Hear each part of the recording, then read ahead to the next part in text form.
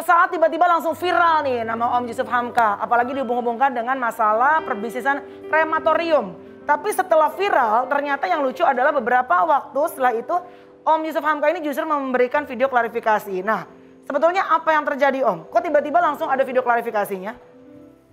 Ya alhamdulillah karena memang saya mendapat telepon dari teman-teman tokoh-tokoh Tionghoa senior-senior semua bahwa ini ada kejadian begini. Donasi yuk kita sama-sama. Saya bilang, tunggu saya bilang. Saya ingat almarhum kakak saya punya usaha krematorium. Saya telepon dulu. Saya telepon, kamu ikut kartel jenazah COVID. Oh Pak, sampai hari ini saya belum terima jenazah COVID. Kamu bisa terima nggak? Asal Bapak perintah dan kita minta izin dinas pemakaman, kita jalan. Bisa. Oke, kalkulasi biayanya. Singkat kata dia mau 10 juta. Saya bilang nggak bisa, di bawah. Biasa berapa kamu? Biasa yang pakai kayu bakar 4 juta, yang pakai gas 5 juta untuk jenazah biasa. Ya. Kalau jenazah COVID bagaimana? Oh harus tambah disinfektan, tambah APD, kemudian tenaga yang kerja harus lembur gitu, malam hari katanya. Oke kira-kira berapa? Dia bilang 8 juta. Nggak bisa, saya mau kosnya turun lagi. Price lagi? Saya bilang 6 juta, dia bilang Pak nggak bisa, kompromi di 7 juta. Masih bisa lagi nggak? Nggak bisa Pak, ini kita ambil untung paling cuma 10% katanya. Oke, saya bilang, saya tetapkan ya. Nah, terus saya tadinya udah mau tidur. Saya pikir besok lah saya mau umumkan.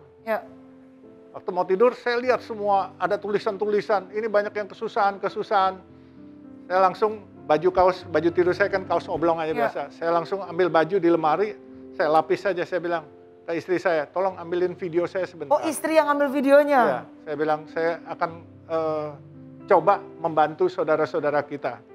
Nah, langsung saya bilang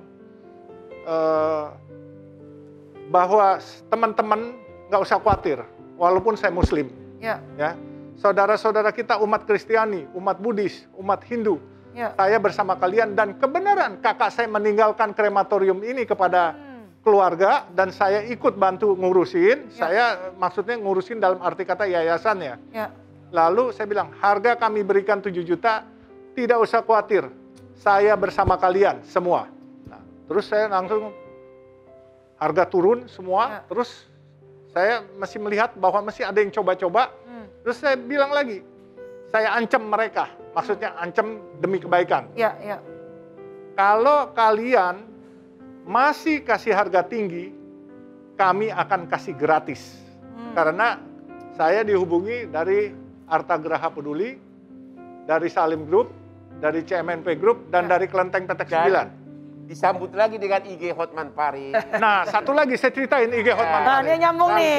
Nyambung nih. Jadi gini, saya begitu muat begitu, rupanya Pak Hotman ini tadi saya bilang, Pak Hotman ini saya lempar bola, dia bukan tendang bola ke gawang, tapi dia masuk gawang, gawangnya robek. Itu. Emang yang udah-udah gitu, hobinya ngerobek gawang. Ya langsung Pak, langsung pimpinan Polri, benar nggak? Iya. Langsung kontak ya? Langsung pimpinan Polri turun, diperiksa semua. Saya bilang, nanya kepada saya bilang tanya kepada teman-teman saya, si A, si B semua saya kasih tahu. Silakan diklarifikasi. Nah, timnya langsung buat BAP dari tim kepolisian semua. Dan teman-teman saya nanya, bagaimana? Buka sebenarnya.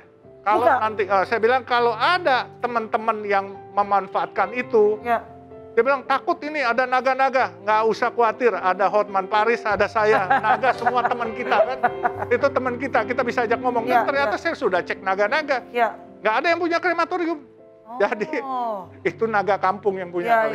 Jadi udah berapa yang sudah dikremasi di lembaga yang saudaranya Bapak punya di Cilincing? Satu hari kita bantu 30 orang. Dari sejak waktu itu, dari 19, jadi sekarang udah mungkin hampir 400-an orang. 400-an orang, dan semua hanya bayar 7 juta, bahkan 7 ada yang kita kasih gratis. Mostly 30% gratis. Kalau dia bawa surat keterangan dokter kematian, dia bawa surat keterangan lurah tidak mampu, kita kasih gratis. Bravo untuk Pak Yusuf Hamka. Dia baru cerita, ada teman dia sampai jual rumah, bayar 150 juta untuk kremasi. Sampai jual rumah, benar ya? Benar Bang. Itulah karena kalau anggota keluarga kita nggak ada pilihan lain, itulah makanya saya bilang masuk itu 368 KUH pidana pemerasan. Benar. Oke, Om Yusuf Hamka, ini selain memberikan layanan kremasi secara gratis ya, Om juga menjadikan 10 hektar tanahnya ini untuk menjadi pemakaman untuk jenazah pasien COVID. Kita punya artikelnya terlebih dahulu. Kita saksikan dulu. Nah ini dia nih. Aku juga kemarin dengar di podcast katanya tanah 10 hektarnya akan diberikan, didedikasikan untuk pasien-pasien COVID yang ternyata harus berpulang. Betul nggak Om? Jadi gini, saya juga mengancam teman-teman yang mengancam mengkartelkan tempat pemakaman yang biasa, bukan kremasi. Saya bilang kalau sampai mereka dikartelkan lagi, saya punya tanah deket Rorotan, tapi bukan Rorotan yang Pemda punya yang buat COVID. Kira-kira nggak jauh lah, jarak cuma berapa ratus meter, 10 hektar. Saya siap mewakafkan, tapi dengan izin Bapak Gubernur kalau itu boleh dibuat pemakaman. Sebab pemakaman ini kan nggak bisa kucuk-kucuk punya tanah dibuat pemakaman gitu. Harus izin dulu ya Om? Izin Gubernur. Dan saya akan wakafkan, tetapi teman-teman bilang kalau diwakafkan siapa yang gali, siapa yang nguruk. Oh, saya bilang silakan, oh jangan dong, mendingan dipungut murah-murah. Saya bilang nanti kita kompromiin, tapi tanah saya sudah siapkan 10 hektar di Rorotan untuk membantu saudara-saudara kita mungkin yang Muslim yang nggak mau dibakar, kita kasih di situ. Yang Kristen yang mau dibakar, yang Buddhis.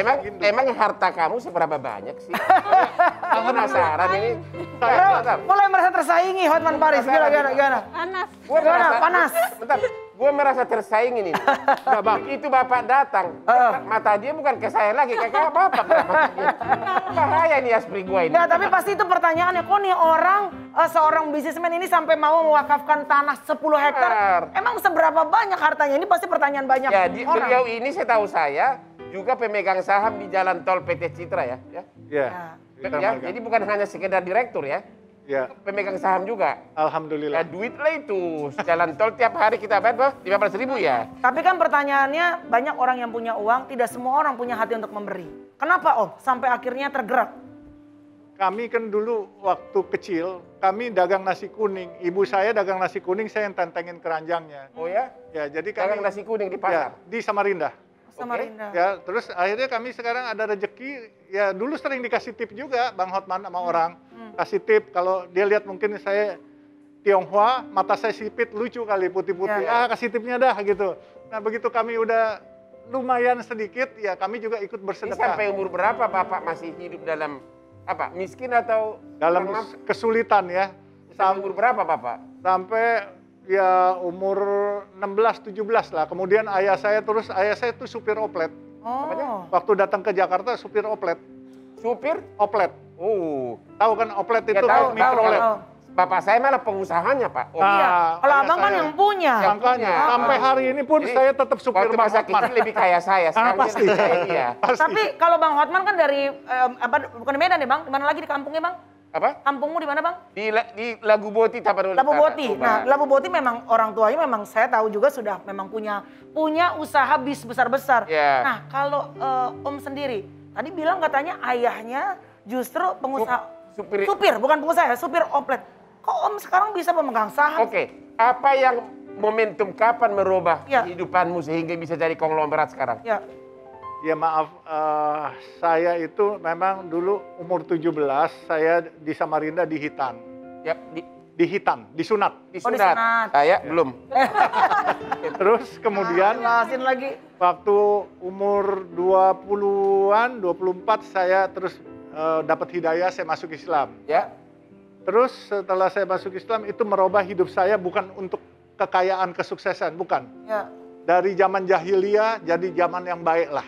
Dulu nakal, tawuran, terus baik. Nah setelah baik ya kita coba cari teman kemana-mana semua. Mulai bisnis apa yang merubah hidupmu jadi kaya? Bisnis kayu. Kayu? Oh. Saya orang Kalimantan. Di Kalimantan, disitulah? Ya, saya mulailah di situ? Betul, itu di situ. Tapi terus sempat 93 Desember ditutup oleh pemerintah. 11.000 karyawan saya bedol desa. Modal Bapak untuk bisnis kayu dari mana? Kan Bapaknya cuma supir oplet. Iya, Bapak saya supir oplet. Terus saya kan merantau ke Samarinda, saya terus kerja kayu di sana. Oh, jadi pegawai lama-lama jadi pemilik gitu? Ya begitulah Pak. Wow, luar biasa. Terus saya dengar nama Hamka itu nama ulama besar Buai Hamka, benar nggak? Betul.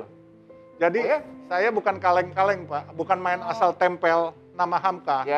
Jadi saya memang diangkat anak tahun 81 bulan Maret dan dibuat syukurannya Pak oleh Buya Hamka. Hari itu Buya Hamka mengangkat saya sebagai anak. Saya bukan yang minta, dia memanggil saya ke rumah, terus dia bilang saya buatkan syukuran apa Buya? Dia bilang datang aja. Nah pada saat itu beliau masih kasih cincin sama saya, dia bilang kamu ku angkat anak, ku kasih nama kamu dari Alun Yosef menjadi Yusuf, Muhammad Yusuf, terus saya pakai nama Hamka. Pak, biar tahu ya, kami banyak persamaan. Apa? Saya resmi dikasih nama sama pimpinan Tebu Ireng. Adiknya Gus Dur. Nama saya dikasih Gus Hotman. Dikasih juga Lora oleh pimpinan PBNU. Oh iya, Gus Lora Hotman. Jadi nama saya Gus Lora Hotman Paris, walaupun saya tetap agama Kristen. Bahkan waktu meninggal pimpinan Tebu Ireng, saya langsung terbang dari Bali. Jadi kita banyak persamaan, Pak. Cuma Bapak lebih kaya dari saya sekarang. Kenapa? Persamaan itu karena apa, Pak? Itulah Pak negara Pancasila. Walaupun kita agama berbeda, kita saudara. Terima kasih. Dan kami Pak di Islam sama Pak. Selain kami Muslim, rahmatan lil alamin, bukan rahmatan lil muslimin. Apa tuh artinya tuh Om? Jadi rahmat buat seluruh alam semesta, bukan kepada kaum Islam saja. Ini adalah menyadarkan ke berbagai oknum-oknum di tanah air. Lihat, melihat gerak Bapak belakangan ini, apa Bapak ada rencana mencalonkan diri jadi presiden? Kalau orang, lu gimana sih? Kalau misalnya orang udah mulai baik, bagi-bagi ini apa segala macam, apa ada rencana mencalonkan? Ikan nggak selalu pertanyaan yang klasik kepada orang yang lagi viral. Iya. Itu pertanyaan selalu, motifnya apa? Motivasinya apa ya? Coba, apa mencalonkan jadi presiden tahun 2024? Jadi gini, saya sampaikan sekali lagi, kemarin di Deddy Kobuser kan juga udah tahu semuanya. Dengan segala hormat Pak Hotman, saya kalau jadi presiden paling 2 periode pensiun. Kalau saya jadi pekerja sosial, sepanjang umur saya nggak pernah pensiun. Setuju. Jadi cita-cita saya dengan segala hormat, saya ingin mengikuti jejak pekerjaan Mother Teresa. Mother Teresa. Di sana di luar negeri ada Mother Teresa, di Indonesia ada Baba Alun, ada Bang Hotman. Pemirsa, Jeff, thank you ya. Dan kami dari tahun 2004 calon presiden, saya jadi wakil. Kalau sampai abang naik jadi presiden, gue ganti warga negara dah. Gue ikut suami gue ke Australia dah. Jeff, sekali lagi saya pribadi mewakili tim dari Hotman Paris Show menyampaikan belasungkawa atas berpulangnya 4 keluarga kamu akibat COVID-19. Semoga diberikan penguatan sama Tuhan. Semua arwah juga diberikan tempat yang terbaik. Amin ya. Dan kemana-mana pemirsa, masih banyak sekali wisdom, kebijaksanaan dan juga segala sesuatu yang menarik dari Om Yusuf Hamka tetap di Hotman Paris Show. Jangan kemana-mana, tetap di Hotman.